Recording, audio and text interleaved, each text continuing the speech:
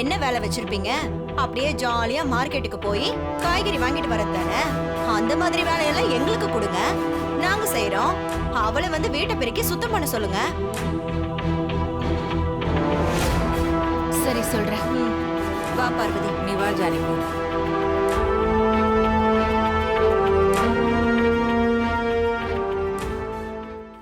பார்வதி, ரொம்பவே நல்ல வேலை பார்த்த. அண்ணி, உங்க மாமியார் உங்களை எப்படிலாம் வேலை வாங்குவாங்க, அதே மாதிரி நீங்களும் அந்த மாயாவை வேலை வாங்கணும்ல. அந்த மாயாவுக்கு மாமியார் தானே நீங்க. ஆமா பார்வதி, அவளுக்கு எப்படி வேலை வாங்குறன்னு மட்டும் பாரு. வா பார்வதி. ஓ, அப்படி ஒரு பிளானா? இருங்க வச்சுக்கிறேன்.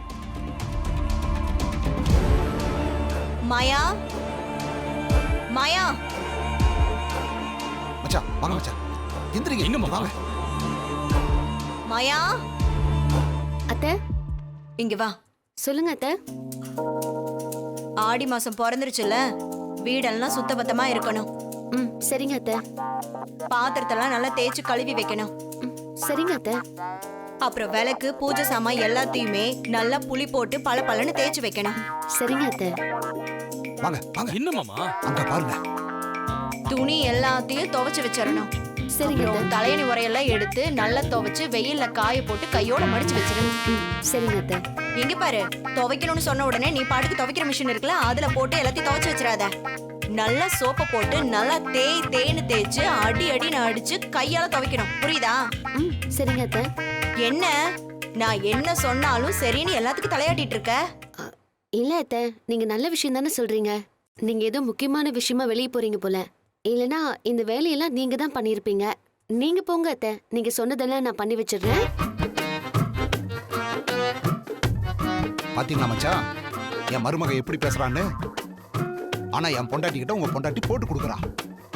2 பேருமா சேர்ந்து என் மருமகளை வேலை பார்க்கறாங்க. இத பாருங்க மச்சான், இதை விடக்கூடாது, விடவே கூடாது. என்ன நீ ஏன் கோவமா இருக்கீங்க? இல்ல பார்வதி, வேலை செய்யன்னு சொன்ன உடனே அவ சரின்னு சொல்லிட்டா. நீங்க வேலை சொன்னீங்க, அவ சரின்னு சொல்லிட்டா, அப்படியே டென்ஷன் ஆகுறீங்க. ஷோ, புரியாம பேசுற பார்வதி. என்கிட்ட எதிர்த்து பேசி சண்டை போட்டாதானே நான் மாமியாருங்கிற வீரப்ப அவகிட்ட காட்ட முடியும். அதிகாரத்தை காமிச்சு அவளை வேலை செஞ்சுதான் ஆகணும்னு மிரட்டி அதுக்கப்புறம் அவ வேலை செஞ்சாதானே எனக்கும் சந்தோஷமா இருக்கும். இப்படியே பேசிட்டு இருந்தோம்னு வச்சுக்கோங்க, அதுக்கப்புறம் பெரிய பிரச்சனை ஆயிடும். கிளம்புங்க, நம்ம மார்க்கெட்டுக்கு போலாம். மார்க்கெட் போலாம் வாங்க.